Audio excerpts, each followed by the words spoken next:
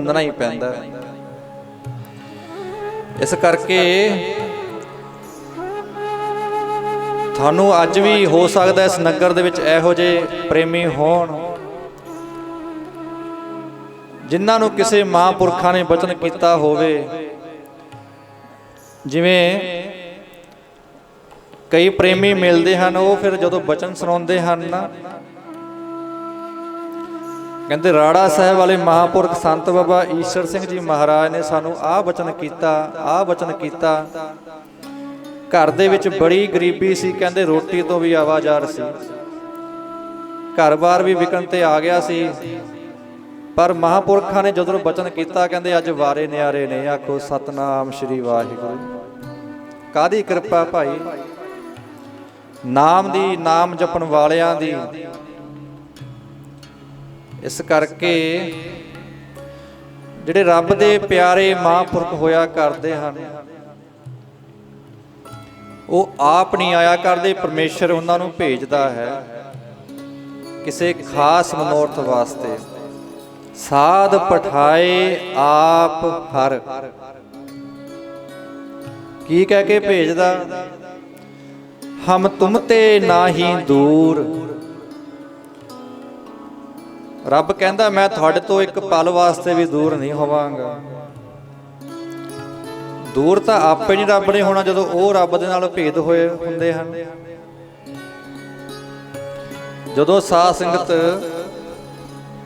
ਜਦੋਂ ਬਾਣੀ ਦਾ ਫਰਮਾਨ ਆ ਗਿਆ, 8 ਪਹਿਰ ਪ੍ਰਭ ਬਸੇ ਹਜੂਰੇ, ਜਿਹੜੇ 8 ਹੀ ਪਹਿਰ ਉਸ ਅਕਾਲ ਪੁਰਖ ਵਾਹਿਗੁਰੂ ਦੀ ਸਿਫਤ ਦੇ ਵਿੱਚ, ਉਸ ਪਰਮੇਸ਼ਰ ਦੀ ਬੰਦਗੀ ਦੇ ਵਿੱਚ ਜੁੜੇ ਰਹਿੰਦੇ ਹਨ। ਫਿਰ ਉਹ ਕਹਿੰਦੇ ਆਮ ਮਨੁੱਖ ਨਹੀਂ ਹਨ, ਕਹੋ ਨਾਨਕ ਸਈ ਜਨ ਪੂਰੇ। ਉਹਨਾਂ ਦਾ ਕੋਈ ਕਰਨਾ ਧਰਨਾ ਬਾਕੀ ਨਹੀਂ ਰਹਿੰਦਾ। ਉਹ ਤਾਂ ਸੰਸਾਰ ਦੇ ਭਲੇ ਨੂੰ ਆਉਂਦੇ ਹਨ। ਤਰਵਰ ਸਰਵਰ ਸੰਤ ਜਨ, ਚੌਥਾ ਬਾਦਲ ਮੇਂ ਪਰਉਪਕਾਰ ਕਾਰਨੇ, ਚੌਹਾਂ ਧਾਰੀ ਦੇ। ਤਰਵਰ ਦਰਖਤ, ਦਰਖਤ ਦੀ ਜੇ ਕੋਈ ਸੇਵਾ ਕਰ ਲਵੇ ਨਾ, ਉਹਨੂੰ ਖਾਣ ਵਾਸਤੇ ਕਹਿੰਦੇ ਮਿੱਠੇ ਫਲ ਮਿਲਦੇ ਨੇ, ਉਹਨੂੰ ਬੈਠਣ ਵਾਸਤੇ ਠੰਡੀ ਛਾਂ ਪ੍ਰਾਪਤ ਹੁੰਦੀ ਹੈ। ਦੇਖੋ ਗਰਮੀ ਦਾ ਹੋਵੇ ਮੌਸਮ, ਧੁੱਪ ਹੋਵੇ ਤੇਜ਼, ਆਪਾਂ ਨੂੰ ਜੇ ਛਾਂਦਾਰ ਦਰਖਤ ਮਿਲ ਜਾਵੇ, ਕਿਵੇਂ ਆਪਾਂ ਦਮ ਲੈਂਦੇ ਆ, ਬੈਠਦੇ ਆ ਨਾ। ਹੁਣ ਤਾਂ ਦਰਖਤ ਵੀ ਖਿਮਾ ਕਰਿਓ ਬਹੁਤ ਘਟ ਗਏ ਅੱਜ ਕੱਲ੍ਹ, ਪਰ ਦਰਖਤ ਦਾ ਜਿਹੜਾ ਸੁਭਾਅ ਹੁੰਦਾ ਪਰਉਪਕਾਰੀ ਹੁੰਦਾ। ਉਹਨੇ ਇਹ ਨਹੀਂ ਦੇਖਣਾ ਕਿ ਮੇਰੇ ਹੇਠਾਂ ਕੋਈ ਚੋਰ ਬੈਠਾ ਹੈ ਜਾਂ ਕੋਈ ਸਾਧ ਬੈਠਾ ਹੈ, ਕੋਈ ਪੁੰਨੀ ਬੈਠਾ ਹੈ ਜਾਂ ਕੋਈ ਪਾਪੀ ਆ ਕੇ ਬਹਿ ਗਿਆ ਮੇਰੇ ਦਰਖਤ ਦੇ ਹੇਠਾਂ, ਮੈਂ ਇਹਨੂੰ ਛਾਂ ਦੇਣੀ ਆ ਜਾਂ ਨਹੀਂ ਦੇਣੀ। ਉਹਨੇ ਜਿਹੜਾ ਉਹਦੇ ਥੱਲੇ ਆ ਕੇ ਬਹਿ ਗਿਆ, ਉਹਨੇ ਬਸ ਉਹਨੂੰ ਛਾਂ ਦੇ ਹੀ ਦੇਣੀ।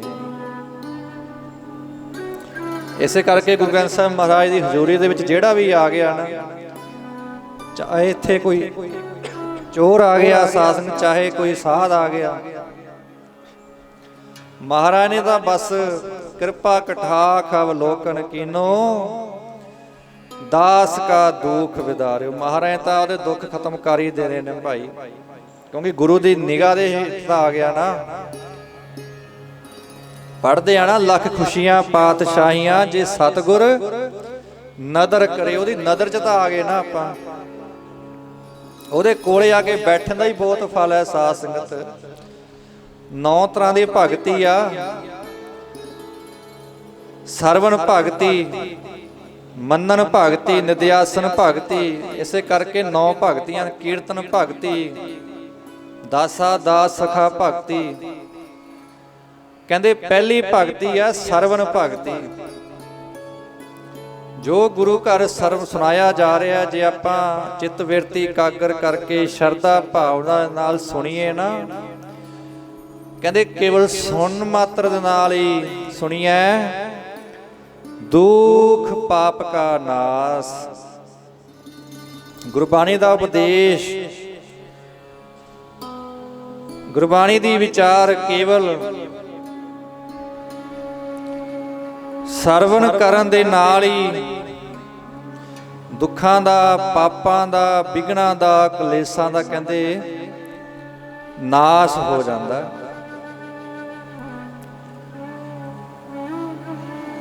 ਜੇ ਸੁਣ ਕੇ ਮੰਨ ਲਿਆ ਜਾਵੇ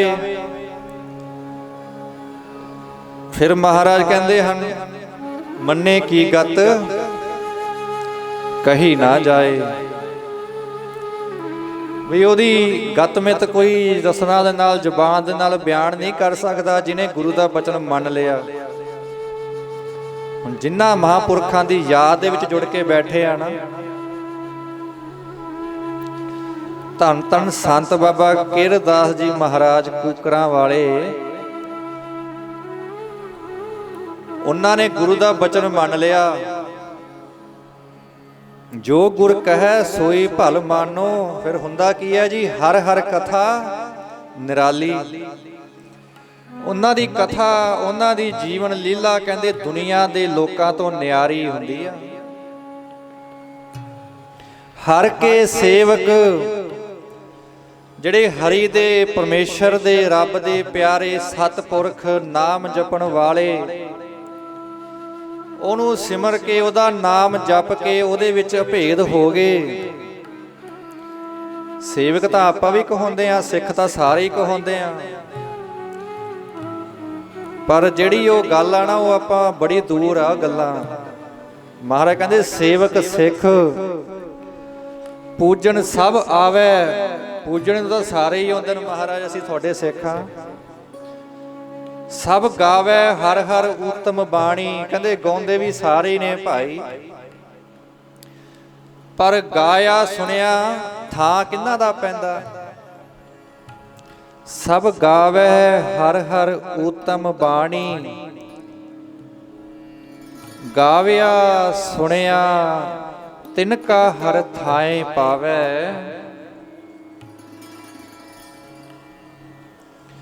जिन सतगुर की आज्ञा सत सत कर मानी।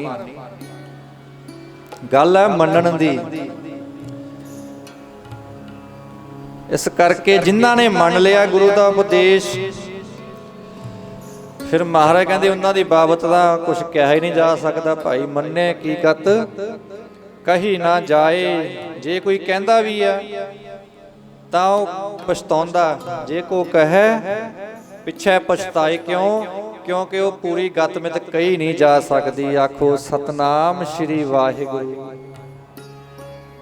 क्योंकि आपां की कर सकते हैं वड्याई महापुरखां दी, क्योंकि अपनी जिहड़ी रसना जुबान है छोटी है भाई, उन्हां दी कमाईयां वड्डियां ने। एक प्रेमी बाबा नंद सिंह महापुरखां दे कोल आ गया, कहन लग्या महाराज मैं आप जी का जीवन लिखना चाहता हाँ। महापुरख कहन लगे भाई तू की लिखेगा साडे जीवन की बाबत। वो कहन लग्या महाराज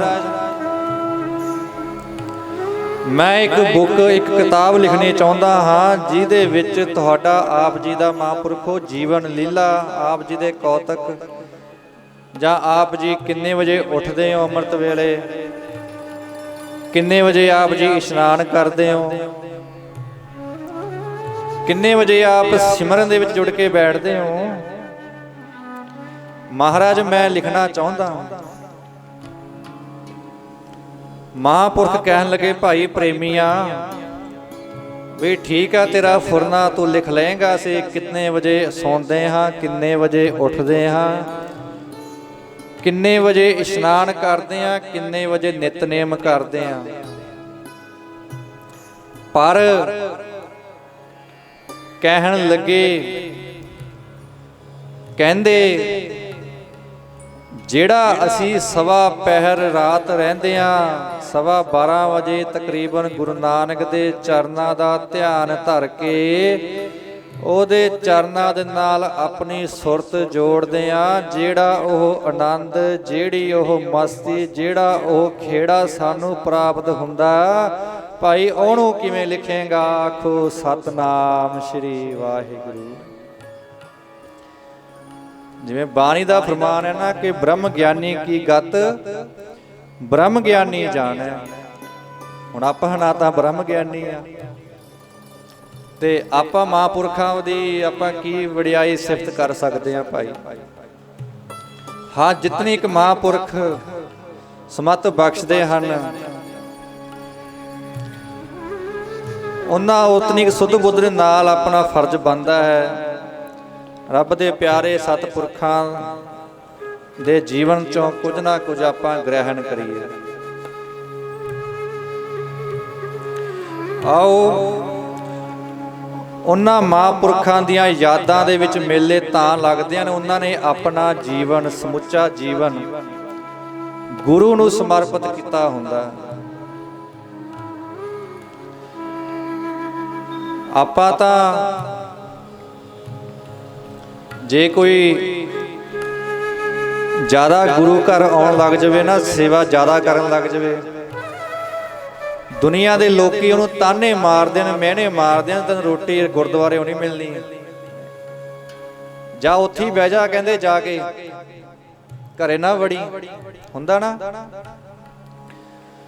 ਪਰ ਜਿਹੜੇ ਮਹਾਂਪੁਰਖ ਹੁੰਦੇ ਹਨ, ਸਾਧ ਸੰਗਤ, ਉਹ ਇਹਨਾਂ ਗੱਲਾਂ ਤੋਂ ਉੱਪਰ ਉੱਚੇ, ਉਹਨਾਂ ਦੀ ਚਿੱਤ ਬਿਰਤੀ ਜਿਹੜੀ ਆ ਸੰਸਾਰ ਨਾਲੋਂ ਨਿਰਲੇਪ ਹੋ ਚੁੱਕੀ ਹੁੰਦੀ ਆ। ਨਾ ਤਾਂ ਉਹਨਾਂ ਨੂੰ ਕਿਸੇ ਨਿੰਦਿਆ ਕਰਨ ਵਾਲੇ ਦੀ ਪ੍ਰਵਾਹ ਹੋਇਆ ਕਰਦੀ ਆ, ਨਾ ਹੀ ਉਹਨਾਂ ਨੂੰ ਜੇ ਕੋਈ ਵਡਿਆਈ ਕਰੀ ਜਾਵੇ, ਆਪਣੀ ਪ੍ਰਸ਼ੰਸਾ ਸੁਣ ਕੇ ਬਹੁਤੇ ਖੁਸ਼ ਨਹੀਂ ਹੁੰਦੇ। ਕਿਉਂ? ਕਿਉਂਕਿ ਉਹਨਾਂ ਨੂੰ ਪਤਾ ਹੈ ਕਿ ਅਸੀਂ ਜਿਸ ਅਕਾਲ ਪੁਰਖ ਵਾਹਿਗੁਰੂ ਦਾ ਸਿਮਰਨ ਕਰਦੇ ਹਾਂ, ਅਸੀਂ ਉਹਦੀ ਨਿਗਾਹ 'ਚ ਪ੍ਰਵਾਨ ਹੋ ਗਏ, ਅਸੀਂ ਸੰਸਾਰ ਤੋਂ ਲੈਣਾ ਹੀ ਕੀ। ਆਖੋ ਸਤਨਾਮ ਸ਼੍ਰੀ ਵਾਹਿਗੁਰੂ। ਗੁਰਬਾਣੀ 'ਚ ਮਹਾਂਪੁਰਖ ਗੁਰੂ ਅਰਜਨ ਦੇਵ ਮਹਾਰਾਜ ਜੀ ਸਤਿਪੁਰਖਾਂ ਦੀ ਬਾਬਤ, ਨਾਮ ਜਪਣ ਵਾਲੇ ਮਹਾਂਪੁਰਖਾਂ ਦੀ ਬਾਬਤ ਫਰਮਾਨ ਕਰਦੇ ਹਨ। ਚਾਰ ਪਦਾਰਥ ਜੇ ਕੋ ਮੰਗੈ, ਬਈ ਜੇ ਕਿਸੇ ਨੂੰ ਚਾਰ ਪਦਾਰਥ ਚਾਹੀਦੇ ਹੋਣ ਨਾ, ਚਾਰ ਪਦਾਰਥ ਕਿਹੜੇ ਨੇ? ਧਰਮ, ਅਰਥ, ਕਾਮ, ਮੋਕਸ਼। ਇਹਨਾਂ ਚਾਰਾਂ ਦੇ ਵਿੱਚ ਸਾਰਾ ਕੁਝ ਹੀ ਆ ਜਾਂਦਾ, ਜੋ ਕੁਝ ਆਪਾਂ ਮੰਗਦੇ ਹਾਂ। ਭਾਵ ਮੁਕਤੀ ਵੀ ਆ ਜਾਂਦੀ ਹੈ, ਪਰ ਮੁਕਤੀ ਕੋਈ ਮੰਗਦਾ ਹੀ ਨਹੀਂ। ਆਖੋ ਸਤਨਾਮ ਸ਼੍ਰੀ ਵਾਹਿਗੁਰੂ।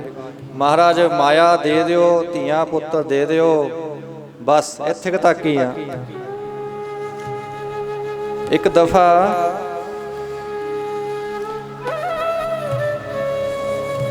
ਧੰਨ ਧੰਨ ਸੰਤ ਬਾਬਾ ਈਸ਼ਰ ਸਿੰਘ ਜੀ ਮਹਾਰਾਜ ਰਾੜਾ ਸਾਹਿਬ ਵਾਲੇ ਜਦੋਂ ਇੰਗਲੈਂਡ ਗਏ,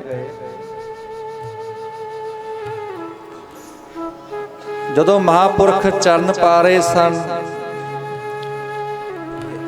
ਇੱਕ ਬਜ਼ੁਰਗ ਮਾਈ ਨੇ ਬੇਨਤੀ ਕੀਤੀ, ਮਹਾਰਾਜ ਕਿਰਪਾ ਕਰੋ, ਮਹਾਂਪੁਰਖੋ ਮੇਰੇ ਘਰੇ ਵੀ ਚਰਨ ਪਾ ਦਿਓ। ਮਹਾਂਪੁਰਖਾਂ ਨੇ ਉਸ ਮਾਈ ਦੀ, ਉਸ ਬੀਬੀ ਦੀ ਬੇਨਤੀ ਨੂੰ ਮੰਨ ਕੇ ਉਸ ਮਾਤਾ ਦੇ ਘਰੇ ਚਰਨ ਪਾਉਣ ਚਲੇ ਗਏ। ਮਹਾਂਪੁਰਖ ਆਪਣੀ ਰਸ ਭਿੰਨੀ ਰਸਨਾ ਤੋਂ ਕਹਿਣ ਲੱਗੇ, ਮਾਤਾ ਤੈਂ ਕੋਈ ਬਚਨ ਕਰਨਾ? ਕਿਉਂਕਿ ਜਾਣਦੇ ਸੀ ਨਾ, ਘਟ ਘਟ ਕੇ ਅੰਤਰ ਕੀ ਜਾਣ, ਉਹ ਬੁੱਝ ਲੈਂਦੇ ਹਨ ਫੁਰਨੇ। ਹੁਣ ਜਿਵੇਂ ਬਾਬਾ ਕੇਰਦਾਸ ਜੀ ਮਹਾਂਪੁਰਖਾਂ ਦੇ ਸਥਾਨ ਤੇ ਆਪਾਂ ਬੈਠੇ ਹਾਂ, ਜਿਨ੍ਹਾਂ ਨੇ ਉਹਨਾਂ ਦੀ ਸੇਵਾ ਕੀਤੀ ਜਾਂ ਜਿਨ੍ਹਾਂ ਨੇ ਮਹਾਂਪੁਰਖਾਂ ਦੀ ਸੰਗਤ ਕੀਤੀ, ਉਹਨਾਂ ਦੇ ਦਰਸ਼ਨ ਕੀਤੇ, ਉਹ ਜਾਣਦੇ ਹਨ। ਉਹਨਾਂ ਦੀਆਂ ਪਾਵਰਾਂ ਨੂੰ। ਕਈ ਵਾਰੀ ਕਹਿੰਦੇ ਆਪਾਂ ਮਨ 'ਚ ਸੋਚਦੇ ਹਾਂ ਕਿ ਮਹਾਂਪੁਰਖਾਂ ਦੇ ਪਾਸ ਆਹ ਬੇਨਤੀ ਕਰਾਂਗੇ ਜਾਂ ਆਹ, ਪਰ ਮਹਾਂਪੁਰਖ ਕਹਿੰਦੇ ਪਹਿਲਾਂ ਹੀ ਕਹਿ ਦਿੰਦੇ ਹਨ, ਕਿਉਂਕਿ ਉਹਨਾਂ ਦੇ ਦਰਸ਼ਨਾਂ ਦੇ ਵਿੱਚ ਹੀ ਐਸੀ ਬਖਸ਼ਿਸ਼ ਹੋਇਆ ਕਰਦੀ ਹੈ। ਸਾਧ ਕੈ ਸੰਗ ਨਾਹੀਂ ਕਿਛ ਘਾਲ, ਦਰਸ਼ਨ ਭੇਟਤ ਹੋਤ ਨਿਹਾਲ। ਉਹਨਾਂ ਦੇ ਦਰਸ਼ਨ ਕਰਕੇ ਹੀ ਨਿਹਾਲ ਹੋ ਜਾਂਦੇ ਹਨ। ਕਹਿੰਦੇ ਅੱਜ ਵੀ ਕਈ ਪ੍ਰੇਮੀ ਦੱਸਦੇ ਨੇ, ਕਹਿੰਦੇ ਰਾੜਾ ਸਾਹਿਬ ਵਾਲੇ ਮਹਾਂਪੁਰਖਾਂ ਦੇ ਪਾਸ ਅਸੀਂ ਜਦੋਂ ਮਨ ਵਿੱਚ ਸੋਚਦੇ ਸੀ ਨਾ ਵੀ ਕੋਈ ਬੇਨਤੀ ਕਰਨੀ, ਉਹ ਕਹਿੰਦੇ ਜਦੋਂ ਮਹਾਂਪੁਰਖਾਂ ਦੇ ਦਰਸ਼ਨ ਕਰਨੇ ਨਾ, ਉਹ ਕਹਿੰਦੇ ਫੁਰਨ ਹੀ ਸ਼ਾਂਤ ਹੋ ਜਾਣੇ, ਭੁੱਲ ਹੀ ਜਾਣੇ ਸਵਾਲ ਜਵਾਬ ਬਸ। ਕਿਉਂ? ਕਿਉਂਕਿ ਉਹਨਾਂ ਦੇ ਦਰਸ਼ਨਾਂ ਦੇ ਵਿੱਚ ਹੀ ਭਾਈ ਬਰਕਤ ਹੋਇਆ ਕਰਦੀ ਹੈ। ਮਹਾਂਪੁਰਖ ਕਹਿਣ ਲੱਗੇ, ਮਾਤਾ ਤੈਂ ਕੋਈ ਬਚਨ ਕਰਨਾ? ਉਹ ਸੁਣਿਓ ਕੀ ਕਹਿਣ ਲੱਗੀ ਮਾਤਾ। ਕਹਿੰਦੀ, ਮਹਾਰਾਜ ਗਰੀਬ ਨਵਾਜ, ਮੇਰਾ ਘਰ ਵਾਲਾ ਦਾਰੂ ਬਹੁਤ ਪੀਂਦਾ, ਸ਼ਰਾਬ ਬਹੁਤ ਪੀਂਦਾ ਮਹਾਰਾਜ। ਮੈਂ ਤੁਹਾਨੂੰ ਇਹ ਨਹੀਂ ਕਹਿੰਦੀ ਕਿ ਉਹ ਸ਼ਰਾਬ ਪੀਣੀ ਛੱਡ ਦੇਵੇ। ਮਹਾਂਪੁਰਖੋ, ਮੇਰਾ ਘਰ ਵਾਲਾ ਕਹਿਣ ਲੱਗੀ ਸ਼ਰਾਬ ਪੀਂਦਾ, ਮਾਰਦਾ ਕੁੱਟਦਾ ਵੀ ਆ, ਪਰ ਮੈਂ ਇਹ ਨਹੀਂ ਕਹਿੰਦੀ ਕਿ ਉਹ ਸ਼ਰਾਬ ਪੀਣੀ ਛੱਡ ਦੇਵੇ। ਮੈਂ ਤਾਂ ਇਹ ਕਹਿੰਦੀ ਆ ਮਹਾਰਾਜ ਕਿ ਤੁਸੀਂ ਮੇਰਾ ਜਨਮ ਮਰਨ ਕੱਟ ਦਿਓ। ਆਖੋ ਸਤਨਾਮ ਸ਼੍ਰੀ ਵਾਹਿਗੁਰੂ। ਆ ਬੇਨਤੀ ਕਰਦਾ ਕੋਈ ਇਹੋ ਜਿਹਾ? ਜਨਮ ਮਰਨ ਕੱਟ ਦਿਓ, ਕਿਉਂਕਿ ਉਹਨੂੰ ਪਤਾ ਸੀ ਨਾ, ਸ਼ਰਧਾ ਸੀ ਨਾ ਕਿ ਜਿਹੜਾ ਵੀ ਬਚਨ ਕਰ ਦੇਵਾਂਗੇ ਉਹ ਪੂਰਾ ਹੋ ਜਾਣਾ।